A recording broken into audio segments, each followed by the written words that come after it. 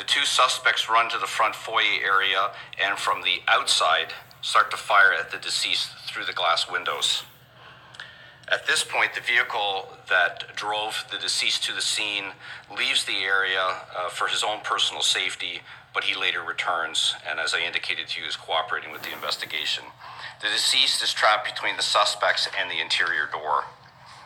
The deceased falls to the floor of the foyer. The suspects continue to fire at the deceased while he's lying on the floor.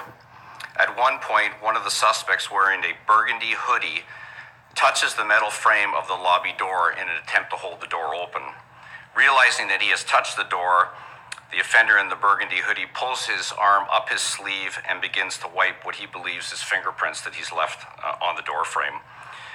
Following that individual in the burgundy sweater continues to fire at the deceased while he's lying on the floor. Both of the suspects are armed with semi-automatic pistols.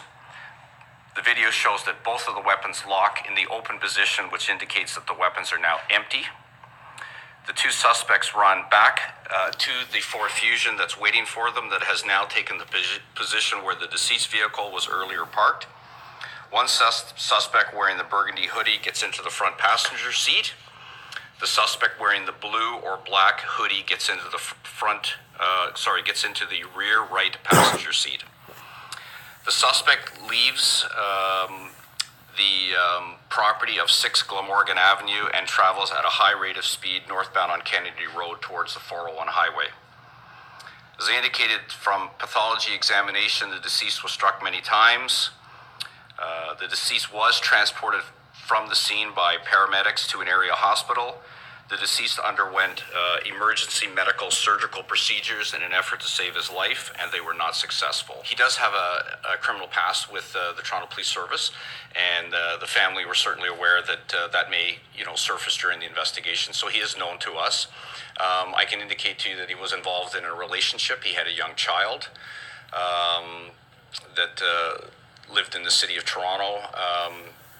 He was not on any current charges. So we're still looking in. It was not. We're looking into, his lifestyle and his background. But as it stands right now, part of the reason for being here is to find out what the motivation is. What's his relationship with the rapper Drake?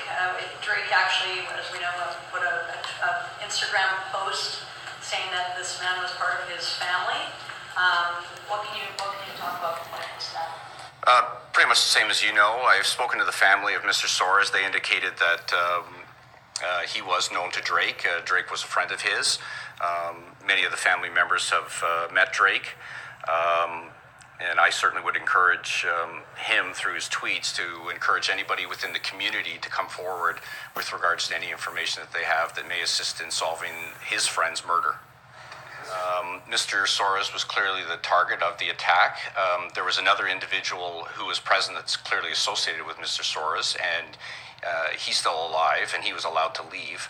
So whatever animus or whatever baggage that Mr. Soares had with these two individuals or any part of a group that they're associated to, at this point, it remains unknown.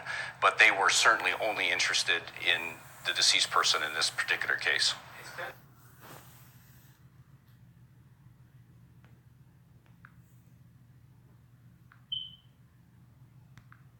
You couldn't even know what was